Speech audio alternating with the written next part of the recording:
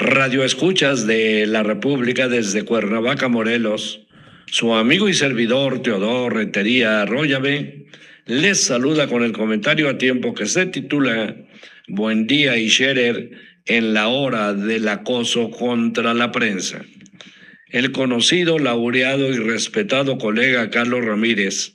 director de su diario El Independiente, que lo ha colocado en primera línea por hacer un periodismo, además de veraz y oportuno, de contenidos analíticos y valientes, se ha distinguido por su solidaridad con el gremio, al grado de publicar el registro completo de los asesinatos a periodistas y personas afines, del monitoreo permanente de la FAPERMEX y del CONALIPE, además de la Federación Latinoamericana de Periodistas FELAT México. En ese compromiso gremial, cumple a cabalidad el editorial de su medio referente al acoso legal a los periodistas, mismo que han implementado en estos tiempos algunas autoridades gubernamentales enemigas de las libertades primarias y que no entienden que los funcionarios públicos deben de estar dispuestos al escrutinio público. El título del editorial ilustra esta entrega. Lo reproducimos textual por su alto contenido, no sin antes reconocer la valía del entrañable colega Carlos Ramírez.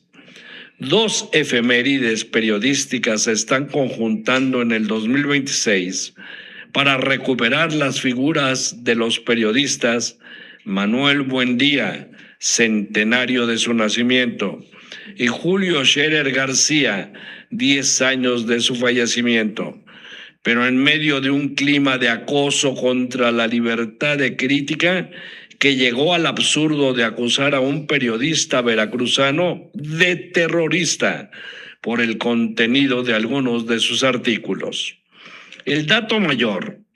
de la situación de la prensa mexicana hoy en día se encuentra en los registros. El reporte anual del prestigiado Grupo Internacional Reporteros Sin Fronteras, al colocar a México en el lugar 124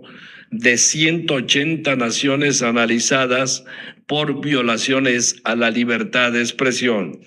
Y se agregan las referencias de la Federación de Asociaciones de Periodistas Mexicanos FAPERMEX, del Colegio Nacional de Licenciados en Periodismo CONALIPE, de 1983 al 16 de julio de 2025, suman 401 asesinatos, de los cuales han sido víctimas 340 periodistas, 9 locutores, 16 trabajadores de prensa,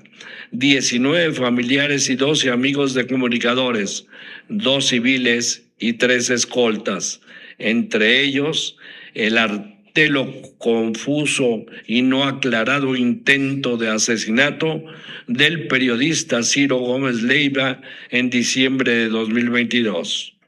Nosotros decimos que, por desgracia, con el asesinato de Carlos Castro, el primero que ocurre en 2026, la cifra se elevó a 406 asesinatos, 344 periodistas. Seguimos con Buen Día. Lo paradójico del momento se localiza en las circunstancias de que México está aportando evidencias de que se encuentra en un inédito proceso de libertad político-electoral, pero con el endurecimiento de gobernadoras de Morena de manera sobresaliente, la veracruzana Rocío Nale y la campechana Laide Sansores,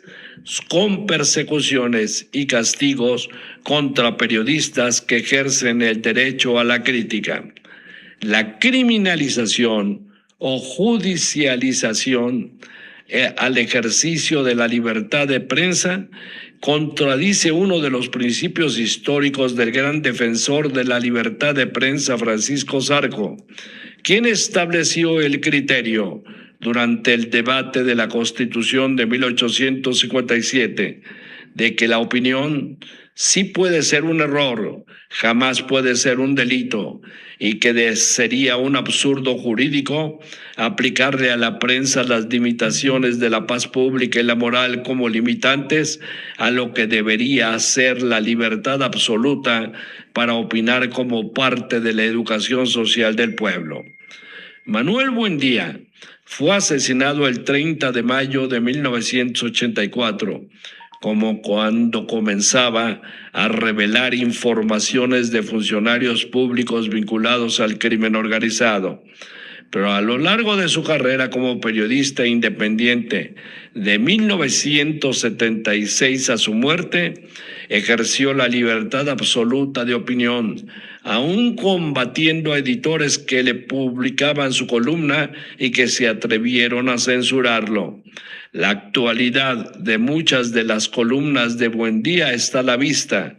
La defensa de la soberanía nacional frente al acoso de Estados Unidos, entonces y ahora. La revelación del nombre de 2 jefes de la estación de la CIA en México que conspiraban contra la independencia mexicana, y la primera denuncia en 1977 de que México le había cedido la soberanía económica del desarrollo a cartas ominosas firmadas con el Fondo Monetario Internacional para someterlo a las necesidades estadounidenses. Julio Scherer García arribó a la dirección de Excelsior en el conflictivo año de 1968. Y abrió las ventanas de los edificios públicos cerrados a la prensa para convertir la información en una revelación de las corruptelas gubernamentales. En julio de 1976, el presidente Luis Echeverría Álvarez aprovechó un conflicto interno en el diario para mover sus piezas y propiciar la expulsión de Scherer de la dirección de Excelsior, pero luego no pudo impedir que en noviembre de ese año, todavía con el poder presidencial absoluto, se evitara la aparición de la revista Proceso, que desde entonces y a la fecha es un ejemplo de la libertad absoluta de prensa y de opinión. Lo paradójico para la prensa mexicana en el momento actual radica en el hecho de que hoy se tienen más libertades políticas que en el periodo 1968-1978, pero como nunca el poder público, con resabios y figuras priistas, están ahogando el ejercicio del periodismo libre, aunque con expresiones latentes de espacios periodísticos sobrevivientes en la crítica. Las denuncias y revisiones nacionales e internacionales sobre los acosos, agresiones y asesinatos de profesionales de la información no han disminuido el compromiso de la prensa mexicana libre para ejercer su derecho a opinar en beneficio de la sociedad mexicana y de la soberanía nacional. Este año de 2026 debiera ser aprovechado por los profesionales de la información para revisar, recuperar, revivir y proyectar los ejemplos periodísticos de Manuel Buendía y de Julio Scherer García, y las precarias y confusas escuelas y facultades de periodismo de la educación pública y privada debieran de abrir seminarios que recuperen la hazaña del periodismo mexicano crítico en situaciones de acosos gubernamentales o de grupos de interés que quieren mantener a la sociedad en la oscuridad. Como elemento fundamental, hay que reactualizar el principio de la función de la prensa libre en la sociedad mexicana que se planteó desde hace 215 años en el decreto de la Corte de Cádiz, la libertad política de la imprenta, y que reconoció desde entonces que la facultad individual de los ciudadanos de publicar sus pensamientos e ideas políticas es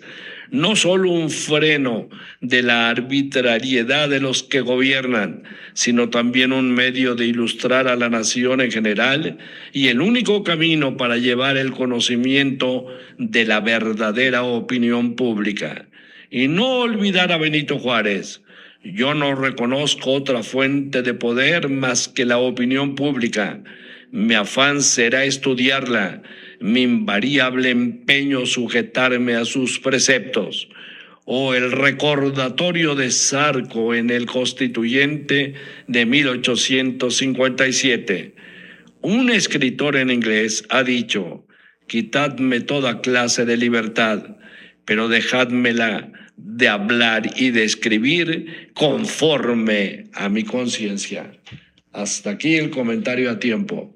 Se despide de ustedes su amigo y servidor Teodoro Rentería Arroyave.